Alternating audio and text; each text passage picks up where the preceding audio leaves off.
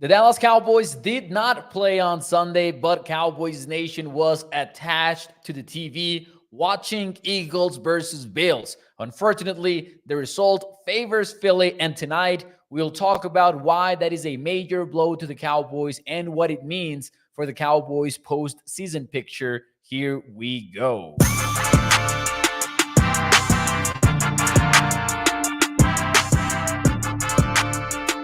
What is up, everyone, and welcome into A to Z Sports Dallas Prime Time. I am your host, Mauricio Rodriguez, streaming with you live every Sunday through Thursday night at 8 p.m. Central here on Dallas On Demand Sports Talk Network. As always, do me a favor and hit the like button as you join the stream. It is the single biggest thing that you can do to help out the show, and it takes about half a second to do it. So I appreciate you taking the time to support primetime like that. Welcome, everyone, on a Sunday night.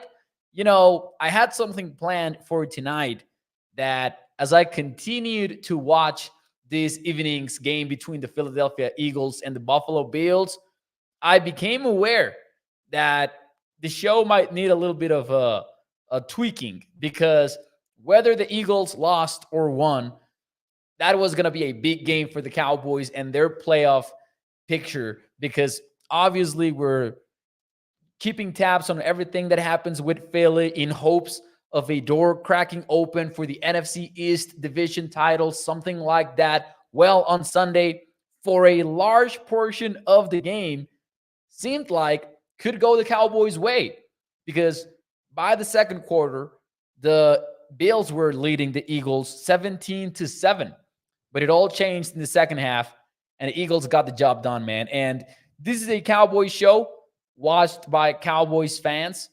You know, I live in a world where I'm constantly covering the Cowboys. I'm thinking about the Cowboys 24/7. So this might be a little bit controversial to say in this particular show, but I'm just going to say it. Respect to the Eagles, man. They got it done in a big way. And I've been very critical of Philly, and I've been very insistent on the point that, hey, you know what? Philly has got some wins where they really struggled and a lot of things have gone their way. But at one point, once you're at 10-1 for the season, you got to respect the team and be like, hey, there's something that they have there that allows them to win these close games, these big games, even when you are talking about the refs and talking about officiating not being ideal. And it certainly was not ideal on Sunday against the Bills. There was a intentional grounding called on Josh Allen, wherein Gabe Davis is right there. There was a holding on Stephon Diggs' jersey. He's being completely pulled from the jersey. No flag. In the same play for intentional grounding, you see a horse collar for Josh Allen. That's how they bring him down. No flag. So there's a lot of things that we could really pick apart, but at some point we also got to be like, okay, respect to Philip for stepping up in big spots. Respect to, for example, Jalen Hurts finding Devonta Smith on that crossing route in a dime, because that was an absolute dime of a throw. Or respecting the Eagles for calling and dialing up the perfect play in a scoring position where they seem to have like a screen to the play side, and Jalen Hurts basically just reads the defense, tucks it, and runs it in for 6 for the winning touchdown. Got to respect them to some point. Speaking of Jalen Hurts, in the second half, he went 11 of 15, 135 yards, and he got 3 touchdowns. And there were a lot of clutch moments there for Jalen, who has my respect, even as a Cowboys, follower. I got to respect that, hey, Jalen Hurts is doing a great job with the Eagles, and right now, probably he's the MVP favorite. I think there's a lot of football left to be played, and who knows where the voters are going to lean at the end of the year, but he might be the MVP favorite at this point. Now, Eli is, I'm going to rephrase this, Eli, because that's kind of the conversation that I would like to have too. Eli says, let's be honest, the Eagles should be 8-3. And I know what you mean, right? Marquez Valdes-Scantling dropped that touchdown pass that Patrick Mahomes basically put in his hands a week ago. So you could definitely go ahead and say, hey, you know what?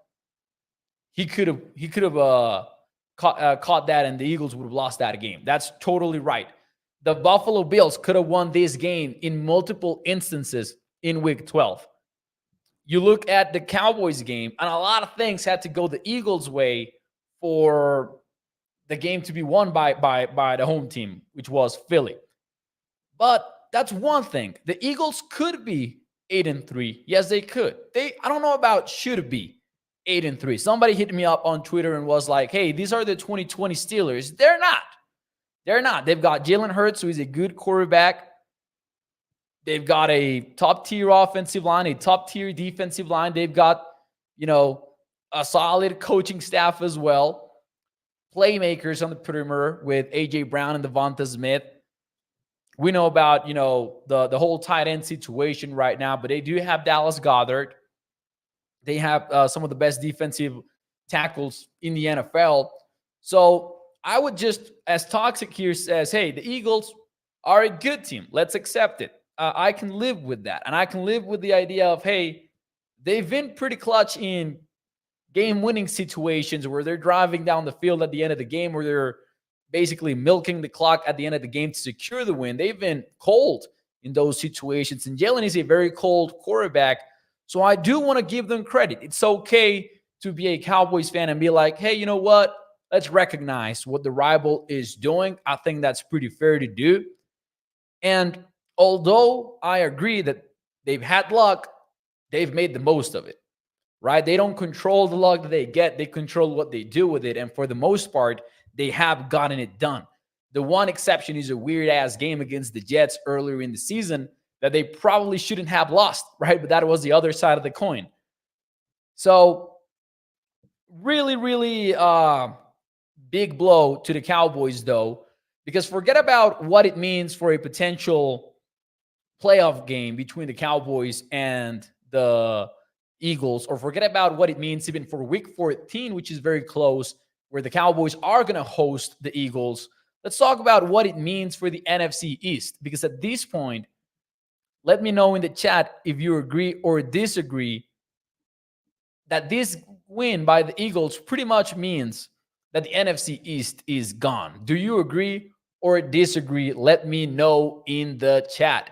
Mathematically, of course, it isn't. It isn't gone, but it sure feels like it. Let me know in the chat if you agree or disagree with that statement. In the meantime, let me show you how things stand right now in the NFC. The Eagles are at 10-1. They're the number one seed in the NFC. And the Cowboys are at 8-3. Now, from what I see, the chat does not agree with me for the most part. Well, it's about 50-50 now. Joey Bella says he disagrees. William goes that he disagrees. Toxic says disagrees. Not even December yet. Agree for JSS. Hell no, Mo, says Cam. Mike and Leah agree, though. Gregory disagrees. Bruce disagrees. Disagree for Katharina. Cam says that I'm full. And hey, I respect that. I'm going to give you my arguments in a moment here. William says if they beat the 49ers, then it's almost over. Here's how I view it, right? I recognize the Eagles as a pretty good freaking team. Here's what the Cowboys basically need to go ahead and reclaim the division title to keep the streak alive, the famous NFC East streak alive, where no team has won the division in back-to-back years since 2004. That's what's at stake here with the way that the Eagles are trending. Say that the Cowboys win out. Now, that's a big assumption, right? It's one of the top 10 most difficult schedules from here until Week 18. So it is difficult to go ahead and win out. Now, if you ask me, can they beat the Bills? Can they beat the Dolphins? Can they beat the Eagles? I'm going to say yes to pretty much every one of those questions. They're very winnable games for Dallas. However, it's still tough. Even if you have one of the easiest schedules in the league, it's tough to go, run the table, right? So let's just assume for a second, though, that the Cowboys do win out.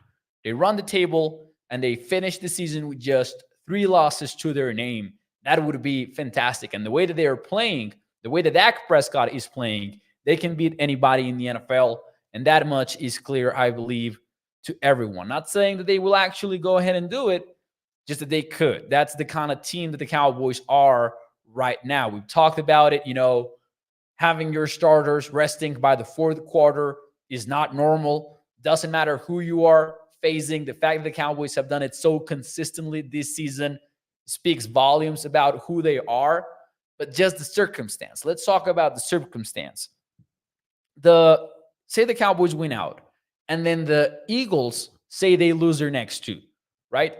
They would have to lose against the Cowboys for Dallas to win out, so that's automatic there. But let's say they also lose to the 49ers. Their next rivals, right? I think that's where it gets a little bit more complicated, is the Seattle Seahawks, and that's a road game for Philly. So there's a chance there, but you and I both know the Eagles would be heavy favorites for that one, probably. Then you've got the Giants, you've got the Cardinals, and you've got the Giants. This is an any given Sunday kind of league. I understand all that. But if they lose to the 49ers and they lose to the Cowboys, and then they win out, they win their next four, their final four, and Dallas wins out, Philly gets the tiebreaker, because that would be 14-3 for both teams, and Philly gets the tiebreaker right there. I'm just putting that on the table for us to understand that, hey, Cowboys do not need to tie the Eagles.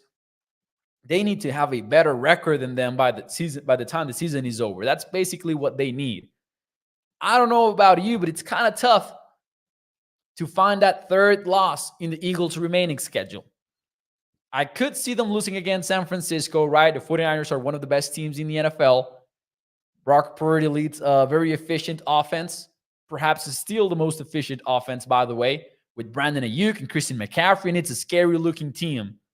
And I'm sure that Kyle Shanahan can find ways to attack the Eagles secondary, which is far from the best in the NFL. I'm also pretty confident that the Cowboys can beat the Eagles at home, because the Cowboys can also exploit that secondary. And they did, actually, earlier this year. I know the Cowboys lost that game, but they still gave the Eagles a very good run for their money. And a lot of things had to go the Eagles' way for them to avoid a loss right there. But against Seattle, I don't know if Seattle can stop the Eagles, man. I really don't. And the same goes, obviously, for the next three teams. Again, yes, the Giants are a divisional opponent. They're really bad. The Giants are really bad. And I'm not sure how I could bet on that offensive line holding off the Eagles' defensive line. I just wouldn't bet on it. I think it's likelier, and I say this, with all the love in my heart, but I would say that it is likelier for the Cowboys to lose one of their remaining games than for the Eagles to lose three of theirs. Now, that should be something that is not controversial at all, right? If you look at DVOA and you look at their remaining schedules, the Eagles have one of the 10 easiest remaining schedules. No, excuse me. One of the 10 easiest, and the Cowboys have one of the top 10 hardest schedules in the NFL from now until week 18. That's per DVOA, which measures team efficiency and everything. So I do feel like the NFC East is kind of gone, not mathematically. I understand that, but I do believe that the Eagles needed to lose against the Chiefs or the Bills for us to be confident in that there would be a scenario where the Cowboys could exploit a door that maybe would open late in the season to steal the NFC East. Right now, that is looking very, very complicated. Let's see what you guys have to say in the chat. Tommy915 says the Niners will beat them. And maybe the Cowboys will too. I just think that extra step, that third step, is going to be tough to come by looking at Eagles' final opponents. So it's a little bit of a tough situation right there. Trade Carrier says the Cowboys still have a mathematical chance. And yeah, for sure. If they lose to the 49ers and us, things can get pretty tight. And hey, there's one thing about the NFL. Wild stuff happens, and it can happen late in December too. I will say And I hate to say it because you never want to root for any of those situations, but health is also a very important factor in the NFL. And sometimes those injuries can come at the worst time. And again, I'm not even rooting for it, but that's one of the ways that you could maybe like envision it to happening. But it's gonna be very tough. Based on what we know now in the situation that we are in now, it's very tough for the Eagles to lose the division right now. And that would mean for the Cowboys that they need to go on a little bit of a wild card run, one of those historic wild card runs. Because right now, Dallas is likely getting the fifth seed, which is the top wildcard spot. Based on, again, what we've seen, and if the season ended today, actually, they would be the number 5 seed in the NFC. The way to the Super Bowl for Dallas would be beating the NFC South champion in the wildcard round, which is basically what happened last year, too, when the Cowboys were about to face the Tampa Bay Buccaneers and they destroyed them. They would go on the road against, say, Atlanta, which is right now the leader of the division with a losing record. Sounds familiar? They would need to beat the Falcons. And then in the divisional round, they would be traveling to be it the Philadelphia Eagles if they're the only wild card team to win. Who knows if that will happen? If Seattle or Minnesota or, based on the current playoff picture, obviously this can move very quickly here in the next few weeks. But I'm just using the teams that are in the playoff picture right now. If the 6th seed or the 7th seed ends up winning, then that would mean instead of traveling to the number 1 seed, which would be Philadelphia, maybe a trip to San Francisco, right? The one that we all want to avoid, maybe, based on what we've seen in the matchups and how it doesn't really favor the Cowboys, that matchup. And then in the conference championship game, you're probably also talking about a road game like that. So it's going to be a tough one. The Cowboys are going to need to channel their inner 2020 Tampa Bay Buccaneers, one of the wildcard teams to win a Super Bowl, or the 2010 Green Bay Packers, another example, the 2007 New York Giants. But it's tough. Winning 3 road games in a row in the playoffs is not an easy task. And then, getting to the Super Bowl and winning it even less so. Obviously, you would much rather have the number 1 seed, rest on the wild card round, host somebody in the divisional round, and then host somebody in the conference championship game. It's obviously one of those situations where we're thinking about the long term right now. And I'm not saying that the Cowboys cannot go ahead and win 3 road games in a row. If they're the team that we think that they are, they can probably do so, because if we get to the postseason, when we get to the postseason, you look at the playoff picture objectively, the best quarterback in there, in my opinion, is still Dak Prescott. All the respect to Jalen Hurts, I would still rank Dak over Jalen personally. And I believe there are very strong arguments for that. And there have been. It's not anything new that's happening in 2023. I've thought that even before this season. So you have the best quarterback in the conference, arguably. I would say that confidently. You can definitely go on a little bit of a run there. But I think we are better off as a fan base kind of admitting that the NFC East is probably gone by now. The Cowboys are going to have to do it the wild card way, and it's not being done very often in the history of the NFL. So we'll see how that one plays out. A major blow, in my opinion, what happened today. And it felt pretty rough because, man, it felt like the Cowboys definitely had a chance.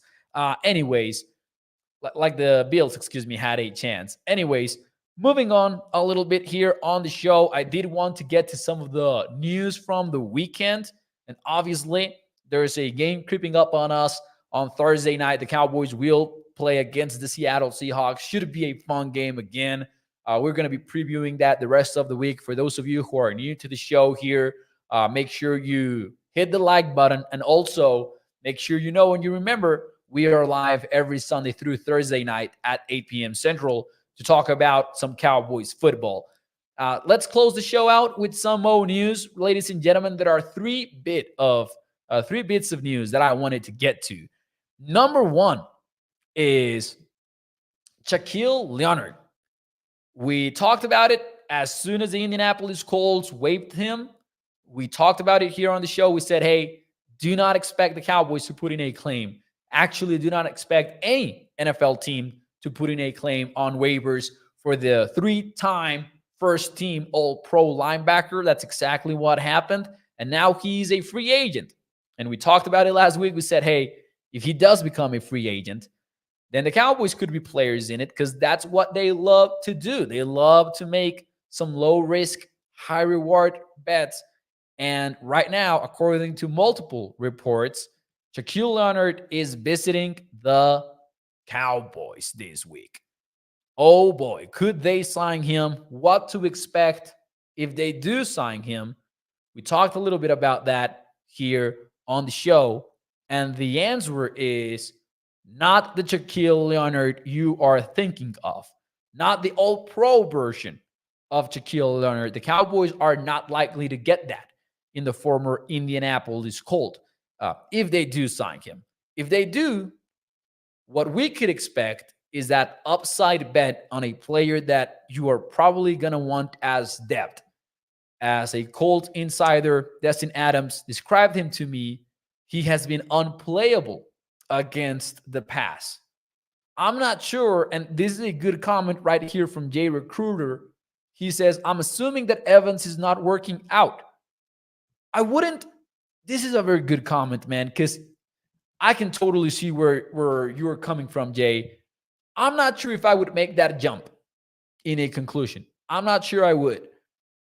I think the Cowboys need depth. Even if Rashaan Evans ends up working out, you still need depth because the Cowboys probably understand that they need size at linebacker. Marquise Bell, fun as heck watching him play.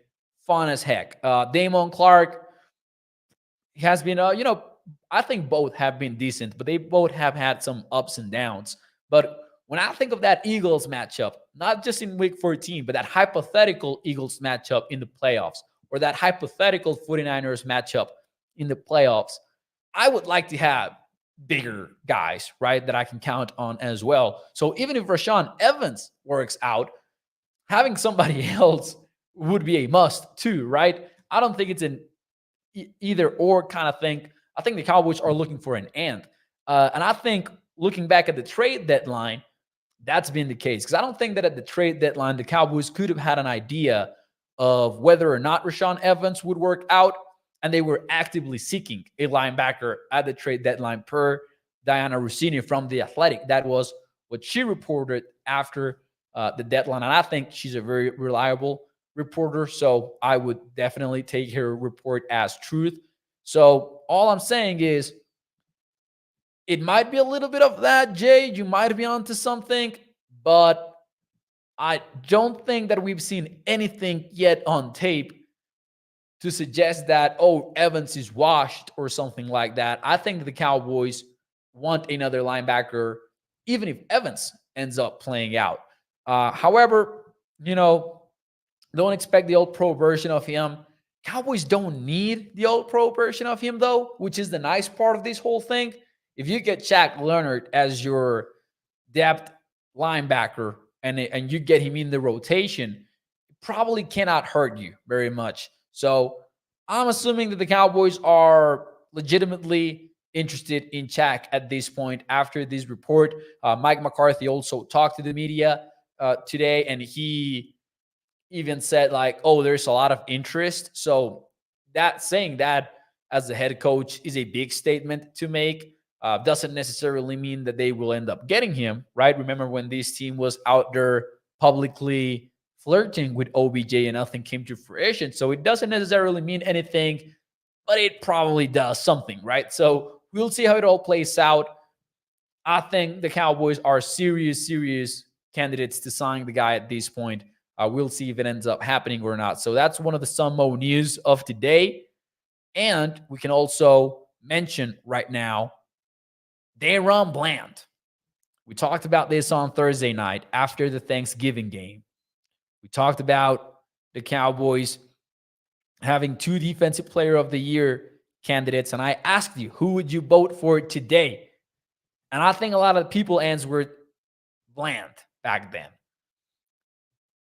I can tell you right now, the odds makers are not buying into the hype, because even though his odds to win the award have been slashed in half, they're still very high.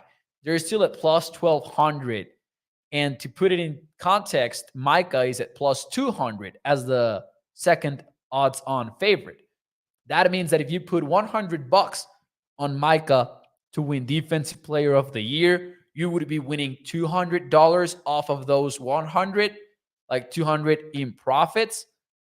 And Daron Bland would pay you $1,200 for each $100 that you bet. Just wanted to touch base on that and say, hey, even if we are very excited about where Daron Bland is and where he is going and what he is doing, maybe the Defensive Player of the Year talk, maybe it's a little bit of a long shot still. And I do feel that way for a lot of reasons. I've been thinking about it. 3 reasons why I believe Bland has a tough time of winning it is Micah being on the team. I think that hurts his chances a lot, because voters are going to be like, okay, who's the best player on the Cowboys defense?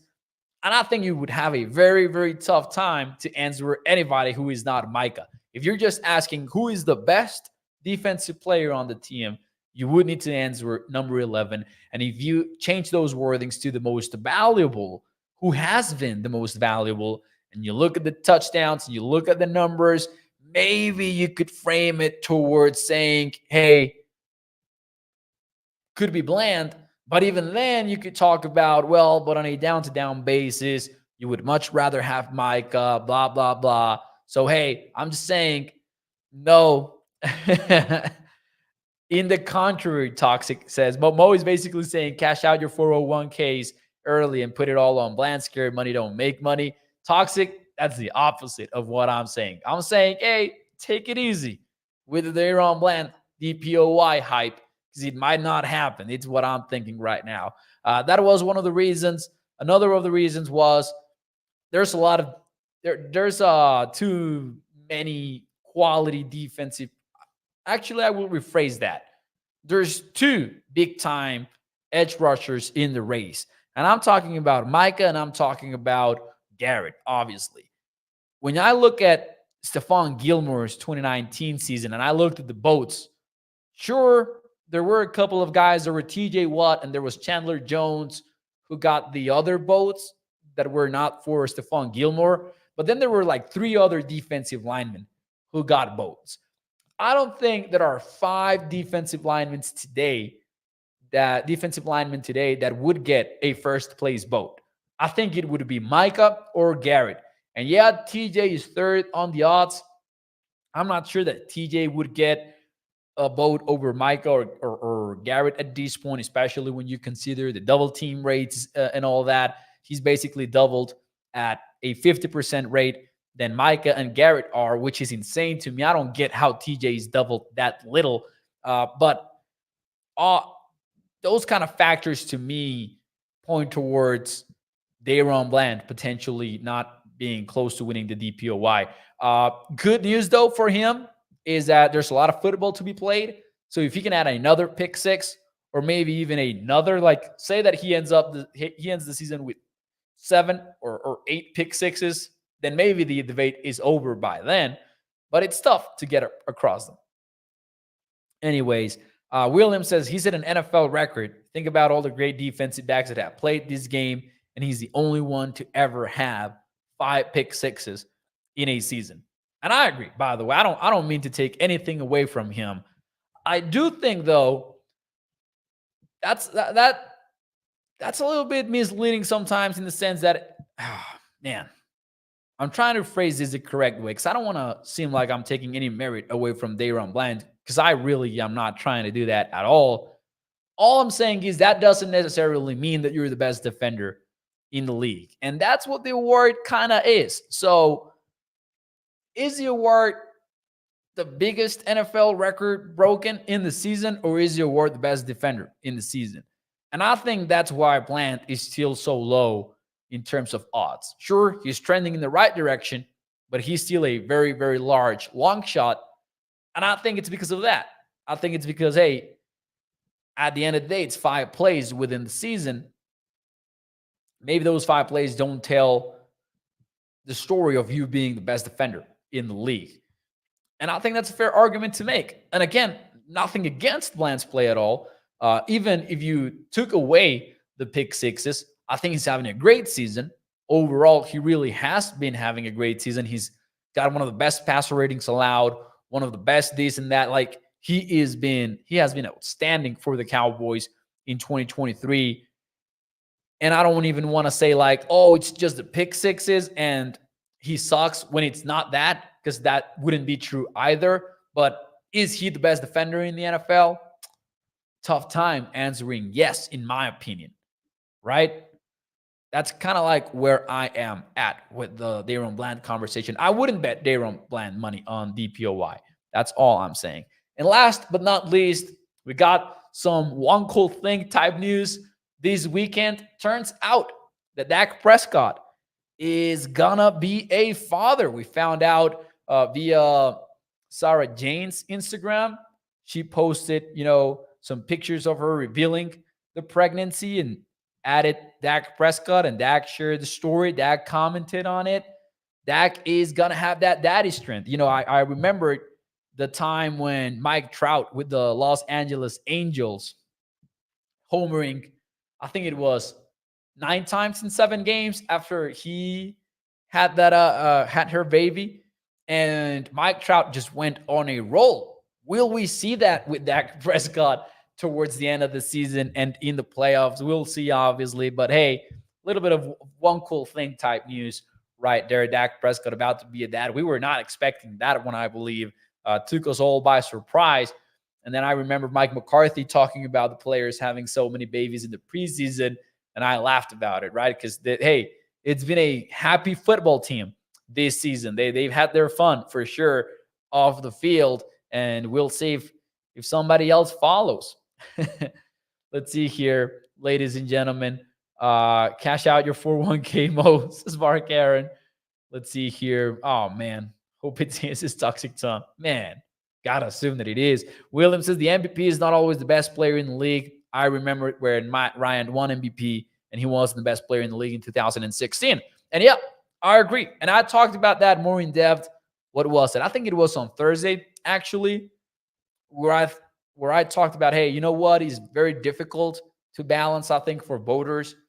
How do you balance best player in the league for MVP, or for this case in the defensive player of the year conversation? How do you balance that? And how do you balance who did the most? Because that's different. And that is a very difficult dilemma in my opinion. Because I agree with the MVP, right? If the MVP was for the best player, and hey, let's even trim it down. Let's talk about best quarterback. It would always be Patrick Mahomes, right? In today's era. But 2019, Lamar Jackson got it because he did more, because his season was the unique season and he was unanimous even. Defensive player of the year, for a lot of years, it would have been Aaron Donald. And for a lot of years, it was, by the way, but he could have won more because there were players that did more in certain seasons here and there. It's definitely not a black and white award. Like, it's a gray area right there. It's subjective. That's why it's a voting committee. If it was a very strict formula, we wouldn't even have voting. Our formula computer would just spit it out. So really looking forward to seeing how all that plays out. But we'll find out very soon, because the season is really not that young anymore. We're entering week 13 now. Sunday night football is being played, though. So let's get to that. Ladies and gentlemen, for us, it will be it tonight. I will see you tomorrow night here on A to Z Sports Dallas Primetime, as every Sunday through Thursday night, 8 p.m. Central. My name is Mauricio Rodriguez. Thanks so much for joining us. Mo, why isn't spiking the ball to stop the clock considered grounding, asks Gregory. I believe that's within the rule book. Like, hey, it's an exception if the quarterback is spiking the football to stop the clock. I believe it's because of that. It would be very, very boring or very stupid if it wasn't considered, right? But yeah, that's why. Ladies and gentlemen, I'll see you tomorrow night. Thank you so much. Hit the like button for me. I'll see you tomorrow night. Bye-bye.